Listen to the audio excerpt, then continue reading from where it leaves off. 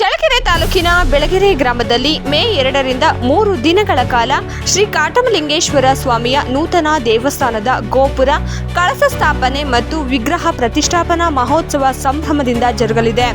ಗೋಸೆಕೆರೆ ಪೀಠಾಧ್ಯಕ್ಷರಾದ ಶ್ರೀ ತಿಪ್ಪೇಸ್ವಾಮಿ ಸ್ವಾಮೀಜಿ, ಬೆಳಗೆರೆ ಶ್ರೀ ಮುರುಳೀಧರ ಶಾಸ್ತ್ರಿಗಳು, ಶ್ರೀ ವೀರಭದ್ರಯ್ಯ ಸ್ವಾಮೀಜಿ, ಶ್ರೀ BM ಶ್ರೀಕಂಠ ಶಾಸ್ತ್ರಿಗಳ ಸಾನ್ನಿಧ್ಯದಲ್ಲಿ ಪ್ರತಿಷ್ಠಾಪನಾ ಮಹೋತ್ಸವದ ಧಾರ್ಮಿಕ ಪೂಜಾ ಕಾರ್ಯಗಳು ಜರುಗಲಿವೆ.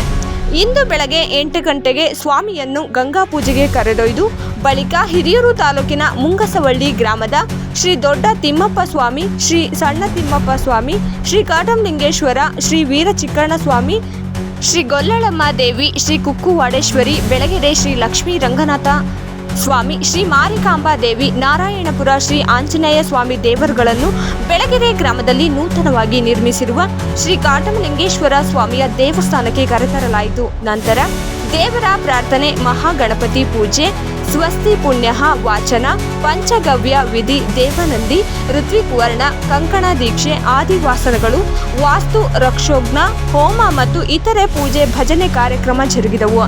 3ನೇ ತಾರೀಕು ಭಾನುವಾರ ಬೆಳಿಗ್ಗೆ 7 ಗಂಟೆಯಿಂದ ಗೋಪುರ ಕಳಸ ಸ್ಥಾಪನೆ, ವಿಗ್ರಹ ಪ್ರತಿಷ್ಠಾಪನೆ, ಪುಣ್ಯಾಹುತಿ, ಬಿಂಬ ದರ್ಶನ, ನೇತ್ರೋನ್ಮಿಲನ ಬಳಿಕ ಮಹಾಮಂಗಳಾರತಿ ನಡೆಯಲಿದೆ.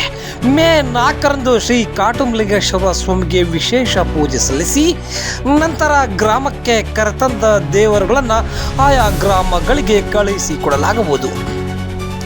ಈ ಪ್ರತಿಷ್ಠಾಪನಾ ಮಹೋತ್ಸವ ಕಾರ್ಯಕ್ರಮಕ್ಕೆ ಚಿತ್ರದುರ್ಗ ಸಂಸದರಾದ ಗೋವಿಂದ ಎಂ ಕಾರಜೋಳ, ವಿಧಾನಸಭಾ ಉಪಾಧ್ಯಕ್ಷರಾದ ರುದ್ರಪ್ಪ ಲಮಣಿ, ಶಾಸಕರಾದ ಟಿ ರಘುಮೂರ್ತಿ, ಮಾಜಿ ಶಾಸಕಿ ಪೂರ್ಣಿಮಾ ಶ್ರೀನಿವಾಸ್, ಬಿಜೆಪಿ ಜಿಲ್ಲಾಧ್ಯಕ್ಷರಾದ KT ಕುಮಾರಸ್ವಾಮಿ, JDS ಮುಖಂಡರಾದ ಎಂ ರಮೇಶ್ ಕುಮಾರ್, SP ಶ್ರೀಪಾದ್ ಸೇರಿದಂತೆ ಮುಖಂಡರು ಗಣ್ಯರು ಈ ಕಾರ್ಯಕ್ರಮದಲ್ಲಿ ಭಾಗವಹಿಸಲಿದ್ದಾರೆ.